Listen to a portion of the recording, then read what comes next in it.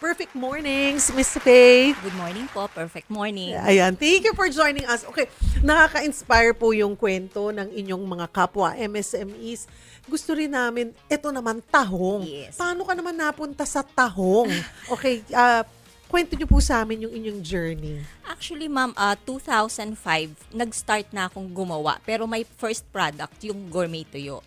Pero hindi ako nagbebenta. Gumagawa lang ako. Parang, actually, piniprepare ko yung sarili ko. Kasi eventually, gusto ko talagang magkaroon ng sarili kong brand. Okay. Yun yung parang goal ko yun ang dream ko. Pero kasi I was busy with another business. So, sabi ko, kapag naghahanap ako ng mga products para pag ready na ako, meron na.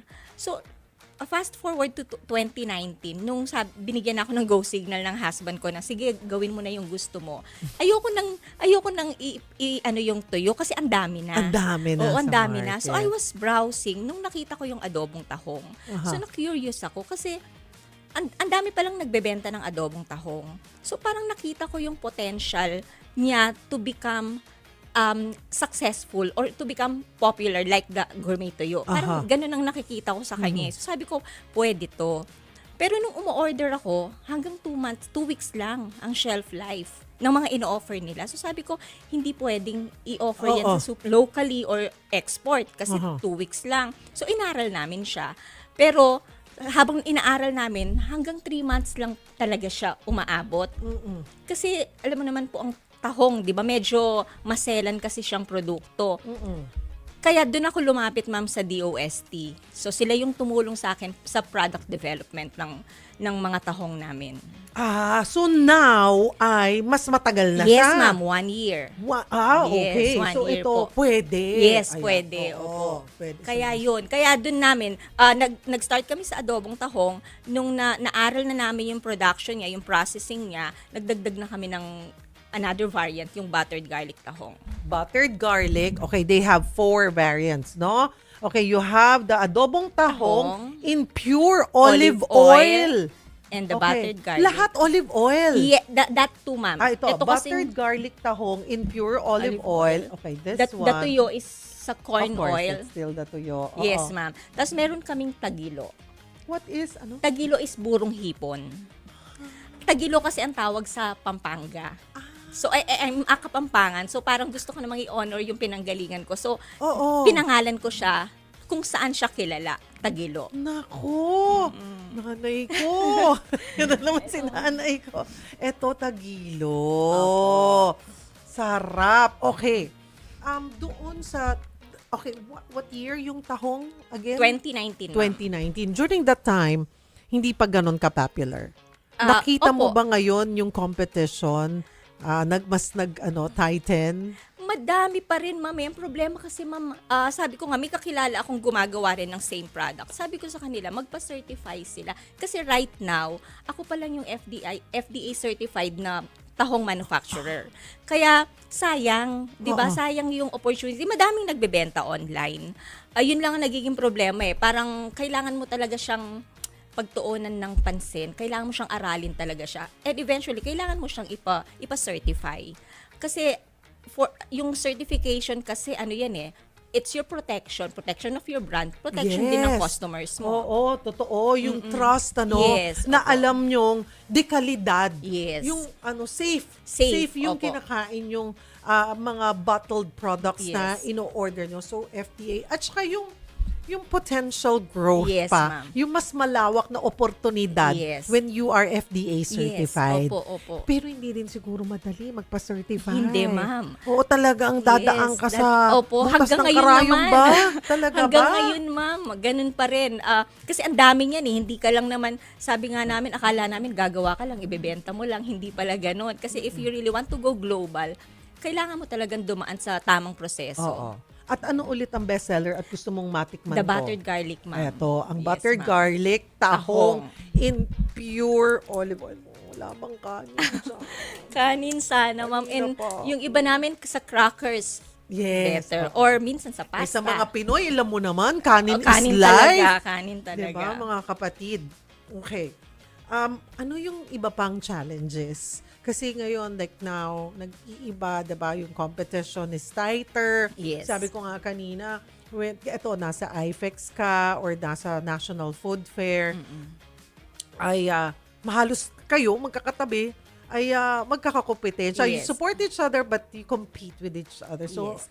paano mo sinisiguro na angat ka or may kakaiba sa iyong inang-offer na produkto? Actually, ma'am, sa ngayon, ang pinaka-edge ko talaga is yung FDA certification ko. Di ba? At saka yung ma'am, dumadaan kami talaga sa tamang proseso. Permits, validation ng processing, at saka yung certification ng FDA namin. Yun ang palagay kong pinaka-importante at pinaka-edge namin sa among our competitors. Sarap pulutan. Pwede rin, no? Opo. Sarap. Gusto ka, alam mo kasi, nasa olive oil siya, so safe. Pero pwede mo na to gamitin sa pagsangag, Yes, diba? opo. Pwede to, tahong fried garlic O kaya rice. ma'am, pasta. Pasta. Mag-boil ka lang ng noodles, tapos yan lang, ihahalo lang nila. Na po. Ang sarap, mga kapatid. Nako. Okay. Doon sa mga interesadong magsimula ng kanilang negosyo o nasa negosyo na, katulad ng tinanong ko din kanina sa ating mga guest, ano yung pwede mong iwan or advice, paalala pag pumasok sila sa isang negosyo? Okay. Ang pinaka-importante siguro, ma'am, at lagi na rin naman natin itong naririnig at narinig ko na rin ito nung nag-uumpisa ako, ang magnegosyo ka sa isang bagay na gusto mo. Diba? Do what you love what you do. Kasi kapag gusto mo yung ginagawa mo, pag may problema, hindi mo siya tinitingnan as problem kung hindi challenges. Tsaka mas magaan harapin yung mga challenges na yun kapag gusto mo yung ginagawa mo. Tsaka lagi ko rin sinasabi, ma'am, parang natutunan ko rin to sa iba na surround yourself with the kind of people you want to become daw.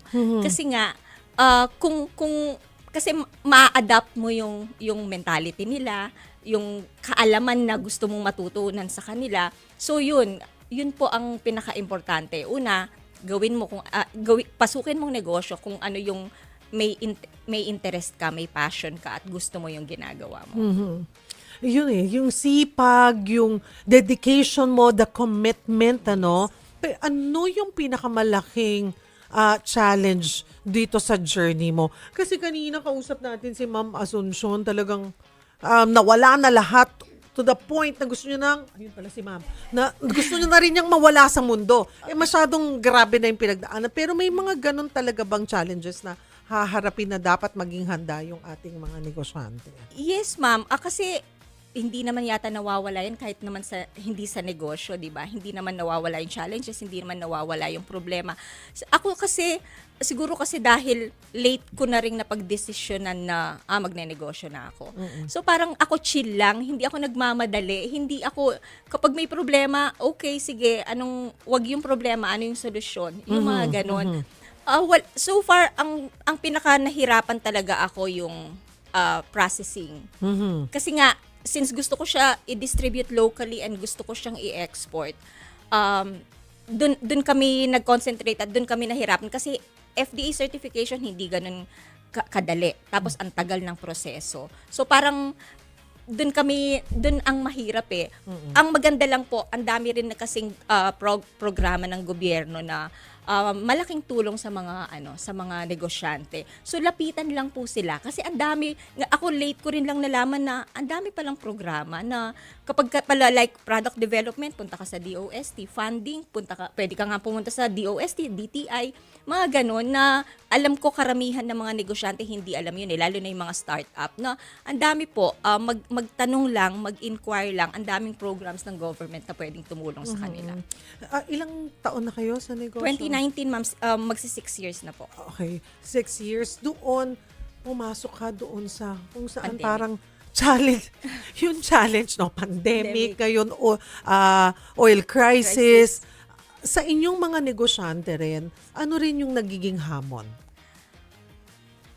Nung pumasok ka, ang maganda lang kasi sa food, ma'am, natatamaan Kakain ka at ng crisis. oo. Pero kasi pagkain Kakain. yan.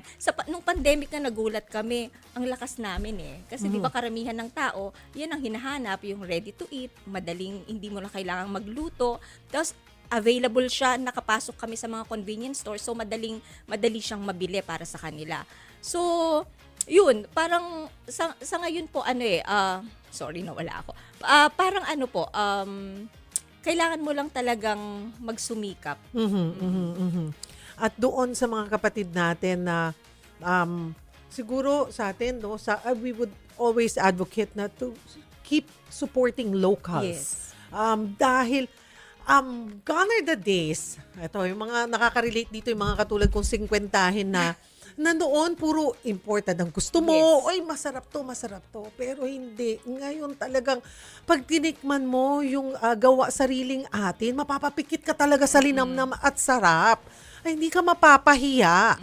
So, unahin po natin yung sariling atin. At the same time, ma-appreciate natin, hindi tayo mapapahiya. Pat natutulungan po natin yung ating mga MSMEs. Yes. Opo.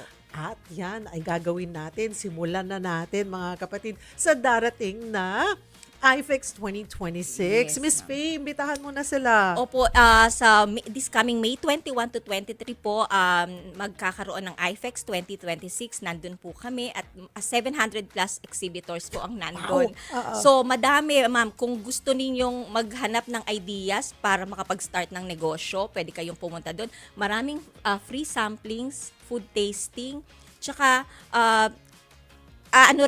kung nagne-negosyo ka, tapos naghahanap ka ng ibang product na gusto mong idagdag sa negosyo mo, dun ka rin po makakahanap. Mhm. Opo. At doon sa mga hindi na makahintay, gusto na ring itry ang products nyo, where can they get it? Well, available po ako sa mga e-commerce platforms. Available din ako sa mga selected supermarkets at you can visit po our Facebook page para po sa iba pang information. Better option food products, Yes, mga ma'am. kapatid.